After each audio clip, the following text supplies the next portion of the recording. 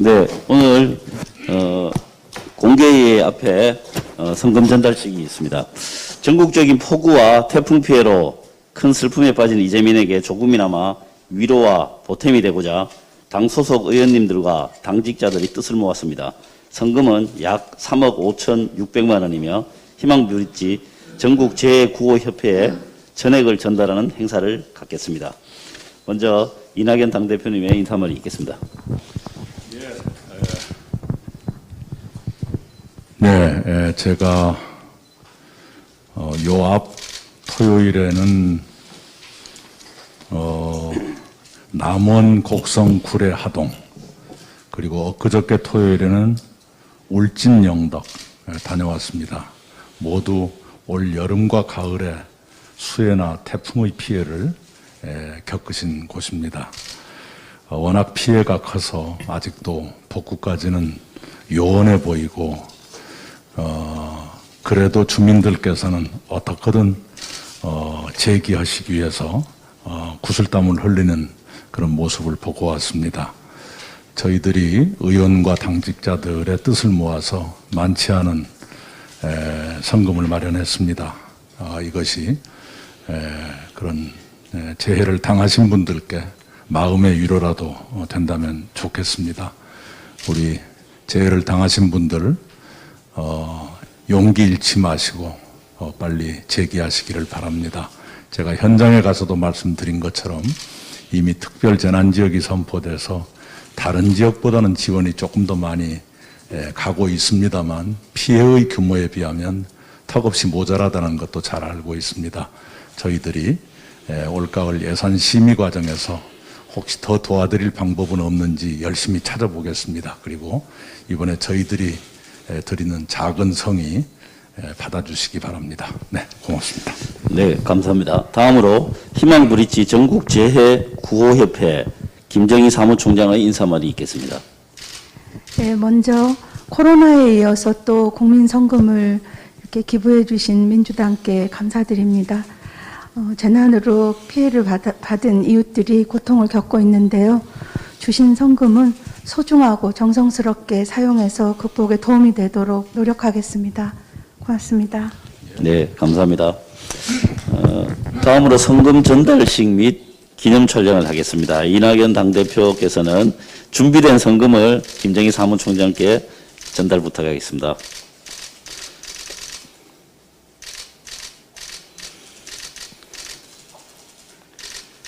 네, 큰 박수 부탁드립니다. 네, 이상으로 수해복구성금 전달식을 마치겠습니다. 수고하셨습니다.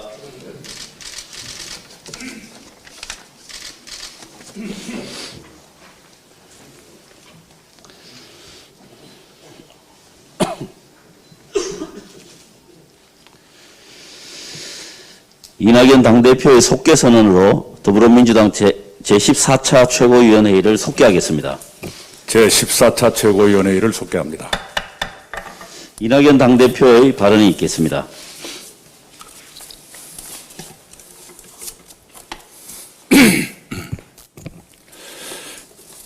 우리 민간인이 북한 해역에서 사살된 사건과 관련해서 우리 당은 조금 전 최고위원회의에서 당 내에 공동조사와 재발 방지를 위한 특별위원회를 설치하기로 의결했습니다.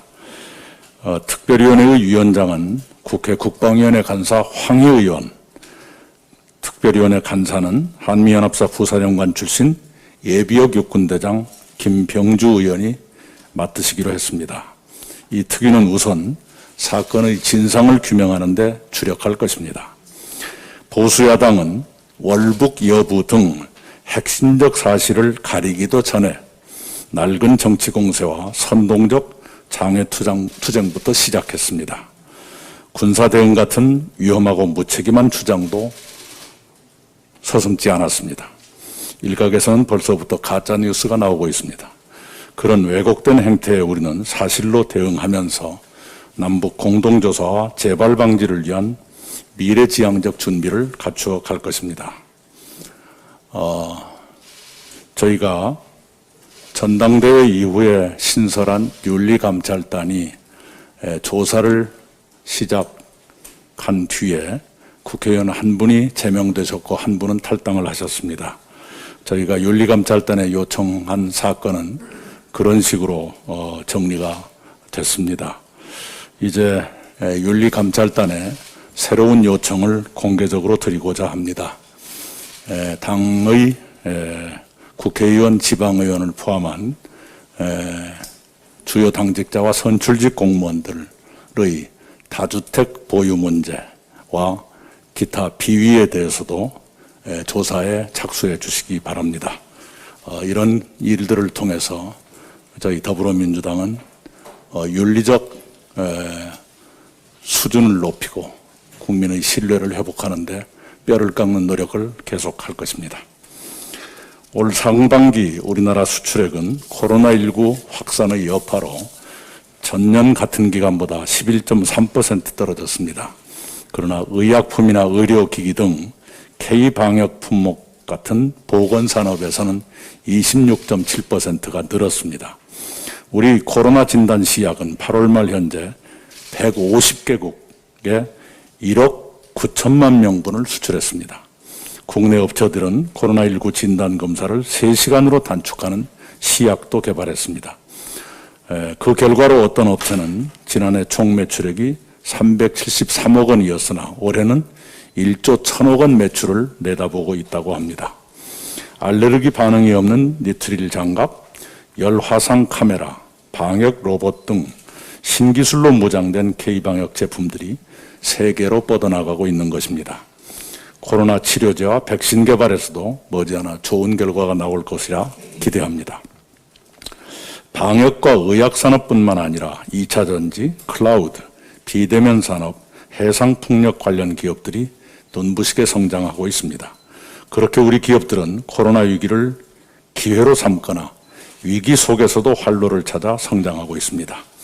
IMF 외환위기 속에서 우리가 IT 강국의 초석을 쌓고 훗날 IT 강국으로 성장한 것처럼 이번 코로나 위기 속에서 우리 경제는 새로운 성장을 시작하고 있는 것입니다.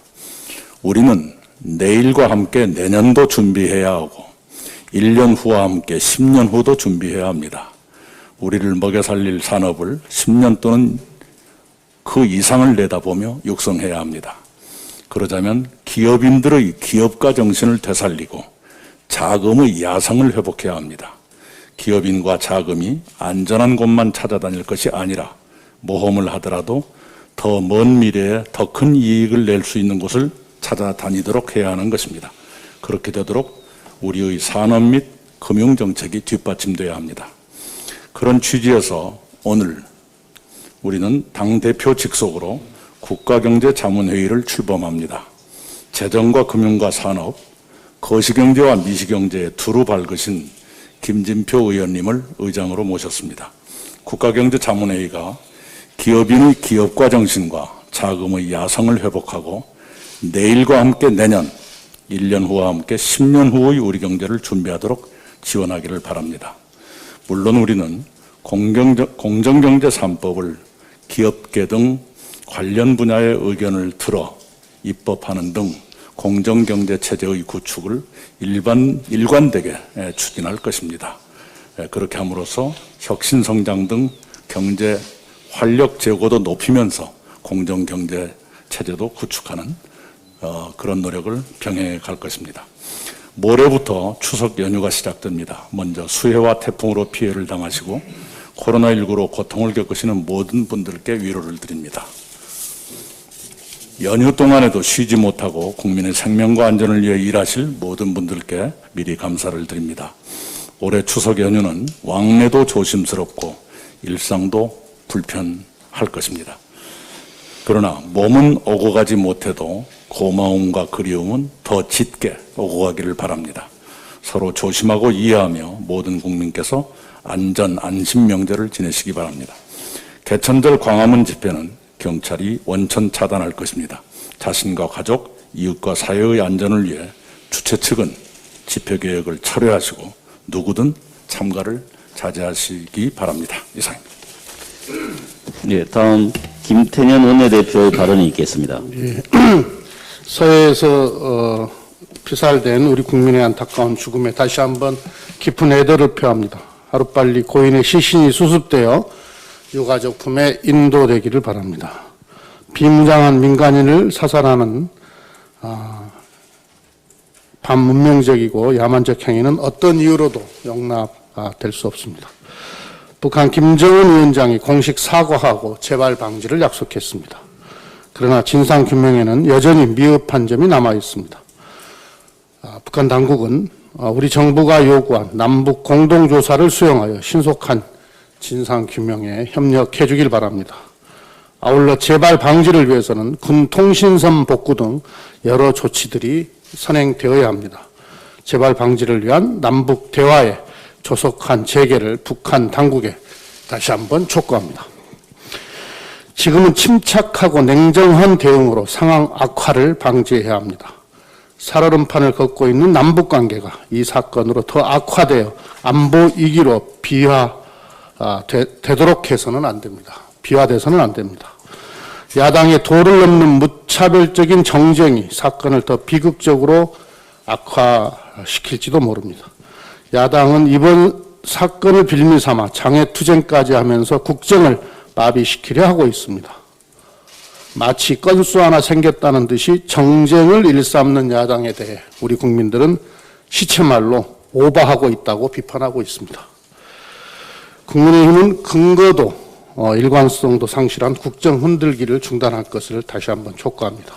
국민의힘은 과거 본인들이 여당 시절 자신들의 행적을 되돌아보기 바랍니다. 이명박 전 대통령의 해고록에는 2008년 7월 11일 박왕자 씨 피격 사건이 상세히 언급되어 있습니다. 당시 국회 개원연설을 준비하던 이명박 대통령은 당일 새벽 5시경 발생한 박왕자 씨 피격 사건을 오후 1시쯤 접하고 연설 원고를 수정할까 고심하다가 대북 정책의 기조는 일관되게 유지되어야 하며 관광객 피격 사건은 그런 기조하에서 원칙에 맞게 대응하면 된다고 생각했다고 하면서 북한의 전면적인 대화를 제의합니다. 나아가 이명박 대통령은 연설에서 북한의 식량난을 완화하고 주민들의 고통을 덜어주기 위해 협력할 준비가 되어 있습니다라고 선언하기까지 했습니다. 2015년 8월 5일 박근혜 전 대통령은 전날 목함 지뢰 폭발로 우리 군인이 중상을 입는 사건에도 불구하고 경원선 남측 구간 기공식에 참석해서 북한이 남북 화합의 길에 동참할 것을 촉구한 바도 있습니다. 여당 때와 야당 때가 너무나 다른 국민의힘의 두 얼굴 형태는 오직 국정 발목 잡기를 위한 정쟁에 불과합니다. 대북 정책은 정략적으로 접근할 사안이 아닙니다. 국민의힘은 소모적 정쟁을 중단하고 진상규명과 남북관계 개선에 초당적으로 협력해 줄 것을 바랍니다. 오늘부터 2주간 추석 특별 방역 기간이 실시됩니다. 광복절 집회에 교훈을 망각한 구구단체의 개천절 집회에 우리 국민의 우려가 커지고 있습니다. 차량 시위라도 대규모 집회는 국민의 생명과 안전을 지키기 위해 철저하게 제한해야 합니다. 정부는 불법 집회 참여자는 무관용 원칙으로 엄정히 대응해 주기를 다시 한번 당부합니다. 제1야당의 행태도 우려스럽습니다. 국민의힘은 교묘한 말장난으로 극우 세력을 옹호하는 외줄타기를 하고 있습니다. 제1야당의 지도부가 정부가 개천절 집회를 막는 것이 옳지 않다고 말하는 것은 개천절 집회를 조장하는 것이나 마찬가지입니다. 게다가 국민의힘은 청와대 앞에서 장애투쟁을 하고 있습니다. 오늘은 국회에서 야외 규탄 대회를 열겠다고 합니다. 야당의 장외투쟁은 개천절 집회에 자칫 잘못하면 기름을 붓는 위험천만한 선동입니다. 국민의힘은 불법 집회의 빌미가 될 수 있는 장애투쟁을 즉각 중단하기 바랍니다. 이상입니다. 다음으로 김종민 최고위원의 발언이 있겠습니다. 예, 김종민입니다. 국민의힘이 모든 사안을 다 정쟁의 블랙홀로 끌고 가고 있습니다. 문제는 이 정쟁이 정말 생산적이고 국민을 위한 정쟁이 아니라는 점입니다. 묻지마 정쟁, 무책임한 정쟁이 이어지고 있습니다. 분초 단위의 정쟁이 계속 이어지고 있습니다. 이번 서해상 우리 민간인 피격 사건의 경우 지금 필요한 것은 정확한 사실의 확인입니다. 이 정확한 사실 위에서 우리가 어떻게 대응할지를 함께 지혜를 모으고 결정해야 될 상황인데, 이 사실 확인이 필요한 때에 정부에 대한 공격으로 당력을 집중하는 국민의당 정말 잘못된 길을 가고 있다는 말씀을 드립니다. 사실 확인이 필요한 때 대통령을 공격하고 청와대 1인 시위를 벌이고 있습니다. 이거는 정말 아닙니다. 이런 묻지마 정쟁, 무책임한 정쟁이 국민들을 혼란에 빠뜨리고 있습니다. 정말 심각한 것은 정치에서 정쟁이 있을 수 있습니다. 정치적인 공격이 있을 수 있으나 적어도 안보 문제에 관해서만은 여야가 협력하는 게 동서고금 정치 외교의 대원칙입니다. 나는 우리 국민의힘의 이 정쟁이 이 안보 문제, 코로나와 같은 이런 국민적 방역 대응, 보건위기 이런 데서도 정쟁이 계속되고 있는 것이 심각하다고 생각합니다. 국민의힘이 안보 문제에 관해서는 정부와 함께 힘을 합쳐서 국민들을 안심시켜 주시는 정치의 정도로 다시 길을 잡아주시기를 간곡하게 촉구합니다. 이상입니다. 다음 염태영 최고위원의 발언이 있겠습니다. 내일 모레부터 추석 연휴가 시작됩니다. 우리는 언제부턴가 귀향할 때마다 마을에서 아이 울음소리가 사라지고 정든 모교의 폐교 소식을 들어왔습니다. 60세 청년 회장도 낯설지 않습니다. 올해 3, 4월 인구 통계를 보면 수도권 순유입 인구는 27,500명으로 전년 동기 12,200명 대비 2배 이상 늘었고, 유입 인구의 4분의 3은 20대 청년층입니다. 더불어민주당 국가균형발전 행정수도 완성 TF가 전국 순회 토론회를 진행하고 있습니다. 초점은 지역의 자율성과 자생력 강화입니다. 더불어 중앙 주도형의 한계를 넘어서 초광역권 메가시티와 같은 행정통합형 동반성장 모델, 이런 새로운 대안을 제시하고 있어서 기대가 큽니다. 프랑스의 경우 지방분권형 개헌과 지방분권법 등으로 중앙의 재정과 권한을 이양받은 지방정부가 국가균형발전을 이끌었습니다. 초광역권, 광역연합정부 모델로 시너지를 만들어서 지역 경쟁력을 높이고 인구도 늘게 되었음을 우리가 깊이 참고하기 바랍니다. 국가균형발전의 실행 주체는 각 지방정부와 지역의 대학, 기업, 그리고 다양한 주민, 민간단체들의 거버넌스가 되어야 합니다. 지역의 창의적 시도가 결실을 볼 수 있도록 과감한 법과 제도의 혁신으로 뒷받침하기 바랍니다. 지방자치법 개정안의 조속한 통과, 그리고 2단계 재정분권을 서둘러야 할 이유이기도 합니다. 지방소멸과 인구 감소를 막지 못하면 우리는 머지않아 귀성 없는 시대를 맞이할 것입니다. 국회와 정부는 보다 강력한 국가균형발전 정책과 행정수도 완성 등 특단의 대책을 마련하기 바랍니다. 이상입니다. 노웅래 최고위원의 발언이 있겠습니다. 예, 북한의 민간인 피격 사건에 대해서 다시 한번 규탄하고 유족들에게 심심한 말씀을 올립니다. 정부는 철저한 조사를 통해서 진상을 밝혀야 합니다. 북한은 김정은 위원장이 진정성 있는 사과를 했다면 우리 정부의 추가 공동조사에 즉각 응해야 합니다. 국민의힘도 이번 사건을 더 이상 정치적 먹잇감으로 삼아서는 안 될 것입니다. 청와대 앞에서 1인 시위를 하는가 하면 장외투쟁과 정치 공세를 몰고 가서 남남 갈등, 분열을 부추기는 것은 문제 해결에 조금 더 도움이 되지 않을 것입니다. 야당이 정부의 강력한 조치를 요구할 수는 있다고 봅니다. 그러나 북한이 민간인 피격에 대해서 북한과의 갈등을 과도하게 고조시켜서 정치적 이익을 보려는 아직도 그 옛날 북풍 정치를 버리지 못한 국민의 힘의 낡은 정치 스타일이 안타깝습니다. 지금은 여야가 머리를 맞대고 철저한 진상규명과 재발방지책을 마련하는 데 집중해야 된다고 봅니다. 저소득층이라고 벌레가 우글거리는 쌀 먹고 살아야 하겠습니까? 70대 홀몸 노인에게 지원된 쌀에서 새까만 쌀벌레가 그득 나왔습니다. 참으로 기가 막히고 가슴이 먹먹합니다. 창원시 진해구청이 즉각 진상조사에 나섰지만 정부의 복지형 쌀 전달 체계가 이처럼 허술하니 하는 자괴감이 듭니다.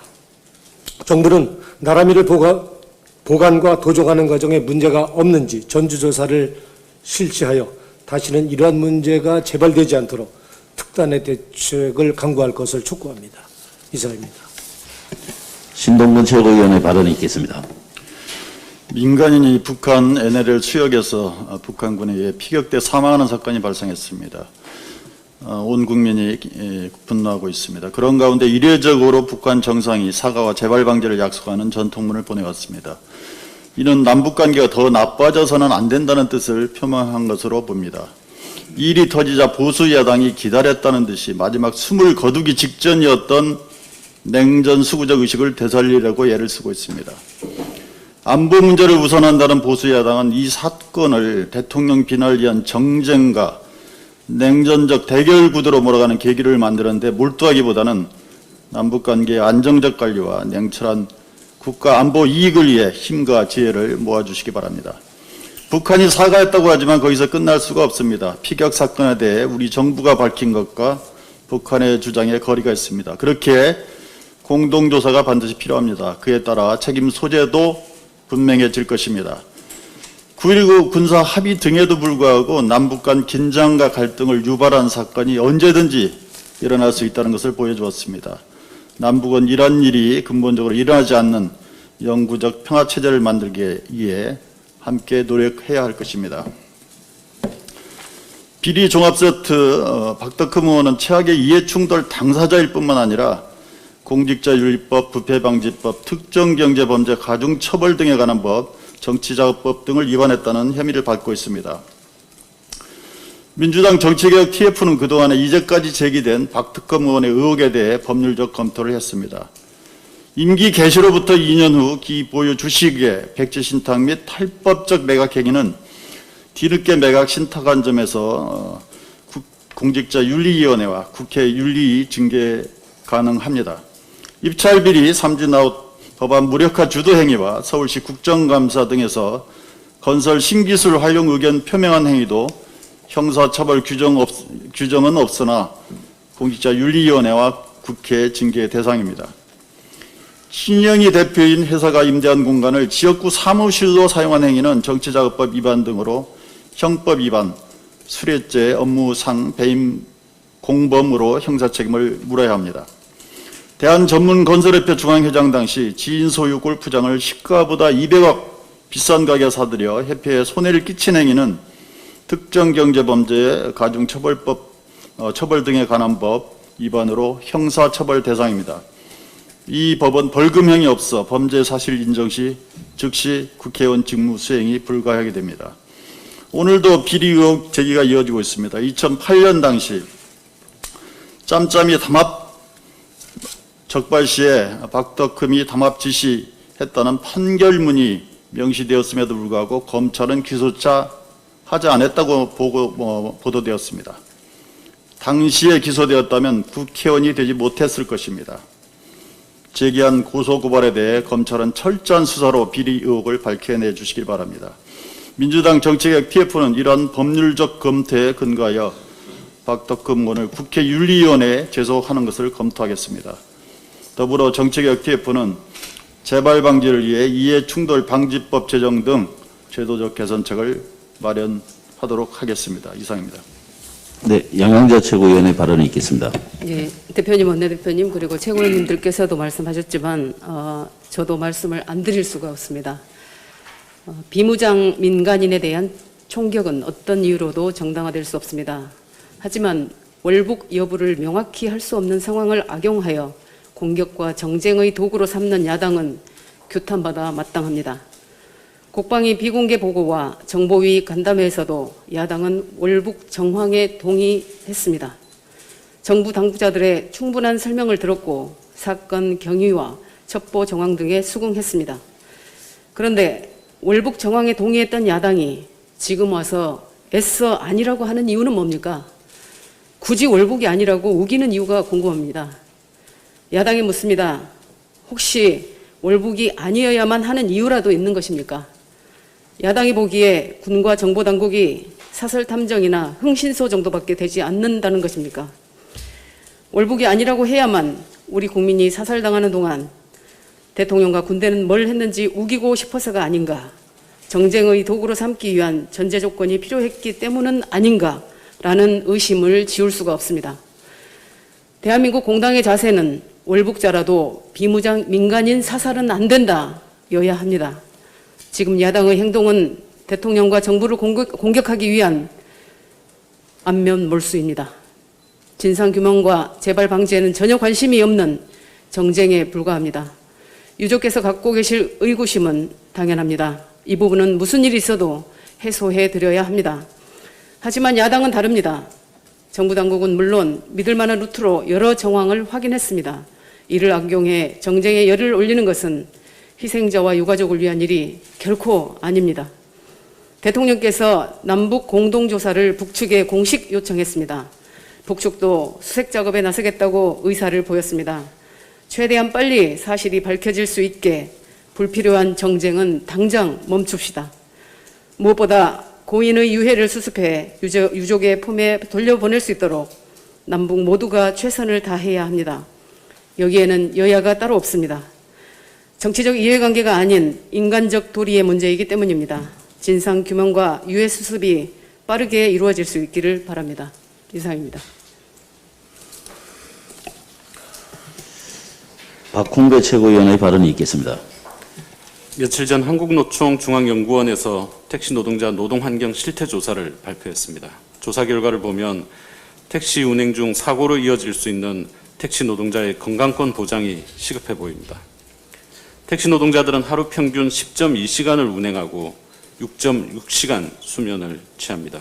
택시 노동자의 평균 연령은 60세 이상으로 이들 중 호흡기 질환이나 소화기계 질환 경험은 10명 중 6, 7명에 달했습니다. 우리가 택시 노동자들의 노동 조건에 관심을 가져야 하는 이유는 택시 노동자의 건강과 승객의 안전과 직결되기 때문입니다. 올해 택시 운행 건수는 코로나 이전보다 22%나 감소했다고 하는데 지난주 4차 추경안에 법인 택시 노동자들에 대한 지원안이 포함된 것은 참으로 다행입니다. 이는 야당의 요구뿐만 아니라 우리 당 의원님들의 숙고에 따른 결과였다고 생각합니다. 정부는 택시 노동자들의 노동시간 단축 및 건강 증진 방안을 검토해 주시고 택시 노동자 및 승객의 감염 예방을 위한 대책을 마련해 주시기 바랍니다. 예를 들어 택시 승객 하차 후 일정 시간 동안 탑승을 멈추고 자동 무사 장치로 소독을 실시해 코로나로부터 안전하다는 인식이 자리 잡으면 택시 운행도 늘어나고 택시 노동자들의 어려움도 조금은 개선될 것입니다. 우리 당 김한정 의원께서 금융지주 회장의 임기를 6년으로 제한하는 금융지주회사 지배구조에 관한 법률 개정안을 발의할 예정이라는 언론 보도가 있었습니다. 금융권은 벌써부터 경영 자율성을 침해하고 단기 실적주의를 부추기게 될 것이라며 법안 개정에 반대 입장을 내놓고 있습니다. 논란이 되었던 셀프 의원님도 규정을 손봤으므로 문제가 없다고 주장합니다. 동법 개정안의 합리성 여부를 떠나 저는 이러한 법 개정안이 나온 이유, 즉 연봉과 성과급 등으로 매년 수십억 원을 받으며 채용비리와 부실 사모펀드 등은 책임지지 않는 금융지주 회장들이 국민들과 청년들에게 주는 상실감에 주목해야 한다고 생각합니다. 막대한 예산권과 인사권을 가진 금융지주 경영진들과 사회이사들은 참호구축 행위를 중단하고 회장과 사회이사 선임 절차를 보다 객관적이고 투명하게 개선하도록 노력해야 할 것입니다. 즉시 우리 당 의원님들과 함께 금융지주 회사의 지배구조를 보다 투명하게 개선할 수 있도록 법 개정안 논의를 포함한 다양한 노력들을 경주해 가겠습니다. 이상입니다. 박성민 최고위원의 발언이 있겠습니다. 네, 저는 오늘 발언 생략하도록 하겠습니다. 네, 이상 모두 발언을 마치고 회의를 비공개로 전환하겠습니다. 언론인 여러분들의 협조를 부탁드립니다.